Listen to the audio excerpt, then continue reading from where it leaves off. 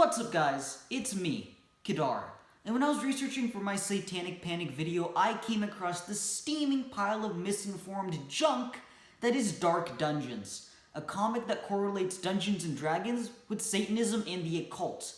What kind of madness is that? But without further ado, let's jump right into this crazy comic. So, first up, this is sadly not satire. In 1984, the author, Jack Chick, wrote this comic to convince people that Dungeons and Dragons was satanic, had black magic, and was just plain evil. However, this Jack Chick guy clearly doesn't know Jack.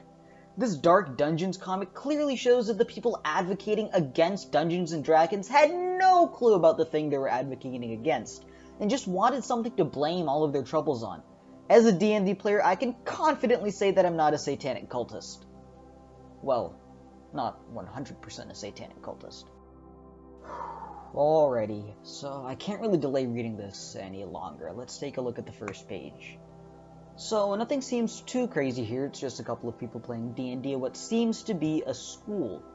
The Dungeon Master tells one of the player's characters to cast a spell, and the player auto-magically determines the outcome of the spell without rolling any dice. What? Where are the dice? This is Dungeons and Dragons. There's supposed to be dice. People don't just pull random numbers out of their head. Dice are a core mechanic of the game. This is just madness. This comic isn't looking too bright. On the second page, the party's resident rogue, Black Leaf, dies from a poison trap. In the page, the Dungeon Master doesn't tell Black Leaf's player, Marcy, to make a check against poisons. There is none of that. No dice rolls determine the outcome, nothing. The character just straight up dies. To play a game, you're supposed to know the rules, and the Dungeon Master has as much knowledge as a literal brick on this game. Also, Marcy's overreacting a lot to her character's death. People don't just drop out of a party and have a mental breakdown if their character dies. There's a reason people make multiple characters on multiple character sheets. That happens. Just roll a new character like everybody else does. I mean, it can be heartbreaking to lose a character, but you don't need to quit a game if they die. It's not that big of a deal to get that emotionally wrenched up about it. Also, Debbie, the girl in pigtails, just flat out tells Marcy to get out of the game. Dungeons and Dragons is a cooperative game, not a game where everybody's just jerks to each other. Jack Chick clearly never played this game and clearly doesn't know anything about Dungeons and Dragons. On the next page, the Dungeon Master, whose name is Miss Frost, decides to teach Debbie how to use real-life magic because her in-game cleric hit 8th level. That makes no sense. How would a person's skill in a tabletop game determine a person's real-life skill?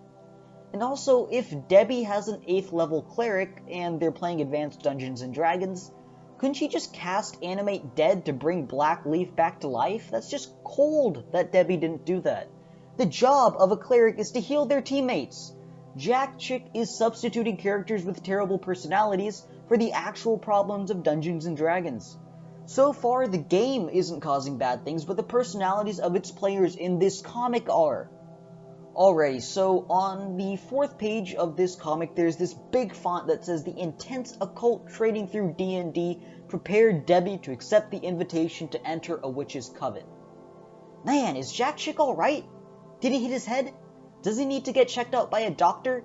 Casting spells in D&D is literally rolling dice and yelling excitedly if something works. I cannot stress this enough, but Dungeons and Dragons clearly doesn't tell people magic or things about the occult. It's really surprising how people against Dungeons and Dragons were manipulated so easily in the 80s. On the next page, Debbie says that she actually cast a spell in real life and goes on a rant about how powerful she felt. Again, I have no clue how D&D can teach magic. If it actually could, then the world governments would have already been overthrown by an army of neckbeards and geeks long ago. And also, D&D players would get a lot more respect for their power. Or fear, either one works. On page 6, it's revealed that Debbie cast a mind bondage spell on her dad because he wouldn't let her play D&D. There's no such thing as a mind bondage spell. Also, man, what is up with Debbie's face in that panel? And honestly, this whole shtick about Dungeons and Dragons teaching kids black magic probably backfired in some cases. I mean, magic's pretty cool, that's why people play spellcasting classes in D&D, And if some kids convinced that D&D would teach them magic in real life, they would play it. The result of the spell is revealed on page 7, where Debbie says that she cast a spell to make her father get her $200 worth of D&D figures and manuals. Two things.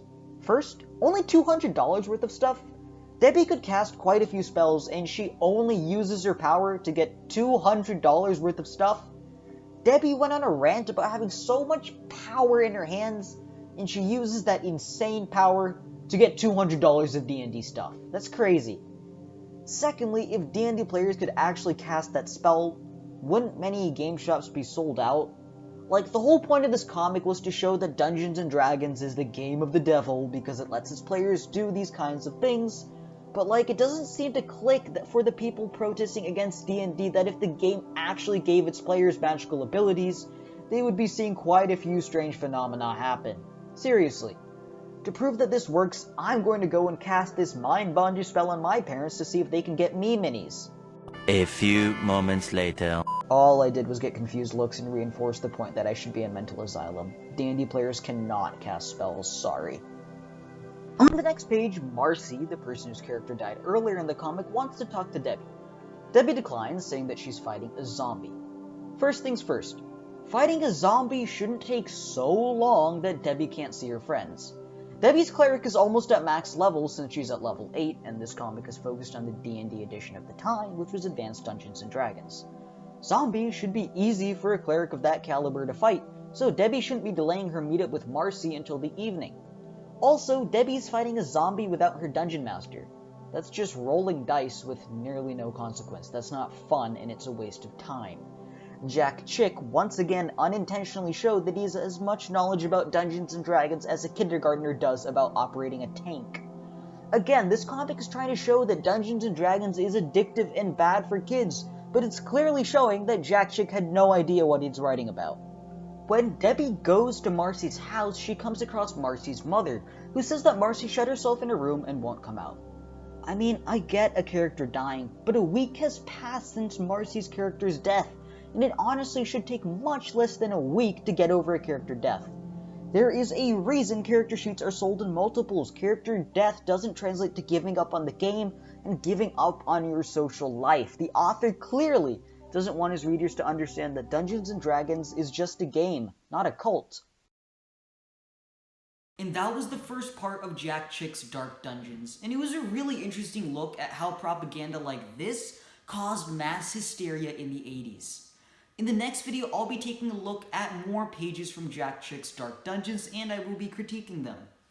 If you enjoy my content, please consider subscribing and liking this video, and if you want to support me even more, why not check out my own brand new trading card game, the Gladiator trading card game. A link to its shop page will be in the description down below. Have a good day, and I'll see you in the next video.